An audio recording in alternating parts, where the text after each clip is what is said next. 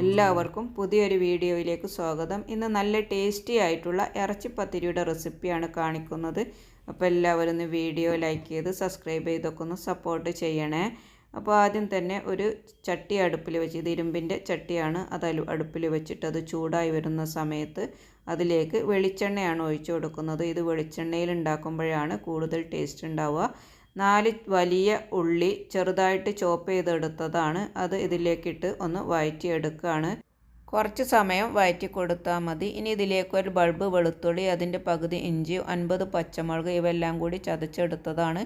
അതും ഇതിലേക്ക് ഇട്ട് കൊടുക്കുക. എന്നിട്ട് കുറച്ച് സമയം നന്നായിട്ടൊന്ന് വഴറ്റി കൊടുക്കുക. ഇനി ഇതിലേക്ക് ആവശ്യത്തിന് ഉപ്പിട്ട് കൊടുക്കുക. അതുപോലെ തന്നെ 1/2 ടീസ്പൂൺ മഞ്ഞൾപ്പൊടി, 2 ടീസ്പൂൺ കുരുമുളക് പൊടിച്ചതാണ് ഇട്ട് കൊടുത്തത്.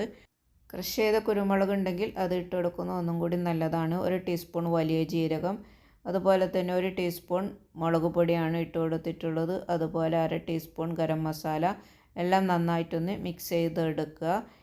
എന്നിട്ട് കുറച്ച് സമയം മസാലയുടെ സ്മെല്ലൊക്കെ ഒന്ന് മാറുന്ന, സ്മെല്ലൊക്കെ മാറുന്ന വരെ ഒന്ന് വഴറ്റി കൊടുക്കുക. ഇത് 500 ബീഫാണ്. അതിൽ മുളകും ഉപ്പും മഞ്ഞളും മാത്രം ചേർത്തിട്ട് വേവിച്ചെടുത്തിട്ട് മിക്സ് ചെയ്തെടുത്തതാണ്.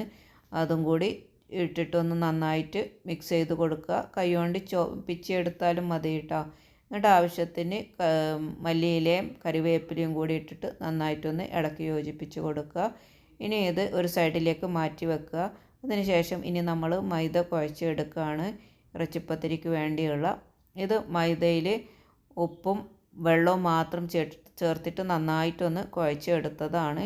എന്നിട്ട് നമ്മളൊരു മൂടി വെച്ചിട്ടോ എന്തെങ്കിലും വെച്ചിട്ട് ഇതുപോലെ ചെറുതായിട്ട് ചെറുതാക്കി ചെയ്യുമ്പോഴാണ് കൂടുതൽ ടേസ്റ്റ് ഉണ്ടാവുക കേട്ടോ.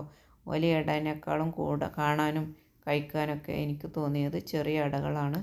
അപ്പോൾ എന്നിട്ട് ഇതിൽ നമ്മൾ മസാല വെച്ച് കൊടുക്കുക. എന്നിട്ട് അതിൻ്റെ മേലെ വീണ്ടും ഒരു പൂരി വെച്ചിട്ട് നന്നായിട്ട് ഒന്ന് പിരിച്ചെടുക്കുക ചെയ്യുന്നത് കേട്ടോ. അപ്പോൾ അച്ചൊക്കെ വെച്ചിട്ട് ഇപ്പോൾ ആൾക്കാർ പിരിച്ചെടുക്കലൊക്കെ കുറവാണ്, അച്ച് വെച്ചിട്ട് ചെയ്യുന്നതൊക്കെ കാണാം. ഇനി ഇത് നമ്മൾ ഓയിലിട്ട് നന്നായിട്ടൊന്ന് ഫ്രൈ ചെയ്തെടുക്കുകയാണ്. 2 ഭാഗം നന്നായിട്ടൊരു ലൈറ്റ് ഷെയ്ഡാണ് വരെ നമ്മൾ ഫ്രൈ ചെയ്തെടുക്കുക. ഇത് നന്നായിട്ട് പൊങ്ങി വന്നിട്ടുണ്ട് കേട്ടോ. ഇങ്ങനെ തന്നെ പൊങ്ങി കിട്ടണം. അപ്പോൾ എല്ലാം ഒന്ന് ഫ്രൈ ചെയ്തിട്ട് മാറ്റി വെക്കുക. ഇനി ഇതിനൊരു സ്റ്റെപ്പ് കൂടി ചെയ്യാനുണ്ട്. അതിന് വേണ്ടിയിട്ട് ഞാനിവിടെ ഒരു മുട്ട കുറച്ച് മാത്രം ഫ്രൈ ചെയ്തിട്ടുള്ളൂ. അതുകൊണ്ട് ഒരു മുട്ട എടുത്തത്, 1 ടേബിൾ സ്പൂൺ പഞ്ചസാര, 1 നുള്ളു ഉപ്പ്, ഏലക്ക എല്ലാം കൂടി എടുത്ത് നന്നായിട്ട് മിക്സ് ആക്കുക. എന്നിട്ട് ഒരു പാനിൽ 2 ടേബിൾ സ്പൂൺ നെയ്യാണ് ഒഴിച്ചു കൊടുക്കുന്നത് കേട്ടോ.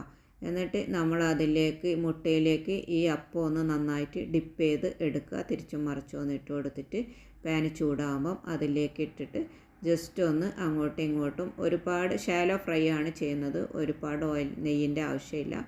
ഒന്ന് അങ്ങോട്ടും ഇങ്ങോട്ടും ഒന്ന് തിരിച്ചിട്ടിട്ട് ആ മുട്ട ഒന്ന് കുക്കാണ്, കുറച്ച് സമയം മതി. അത് അങ്ങോട്ടും ഇങ്ങോട്ടും ഒന്ന് തിരിച്ചിട്ട് കൊടുക്കുക. ഈ ഇറച്ചിപ്പത്തിരി കഴിക്കാനൊരു പ്രത്യേക ടേസ്റ്റാണ്. ഇതിൻ്റെ അകത്ത് നല്ല എരിവുണ്ടായിരിക്കും, അതുപോലെ പുറത്ത് മധുരം ഉണ്ടായിരിക്കുക. അപ്പോൾ ഇനിയും പുതിയ നല്ല വീഡിയോസൊക്കെ ആയിട്ട് വരുന്നതാണ്. Thank you for watching.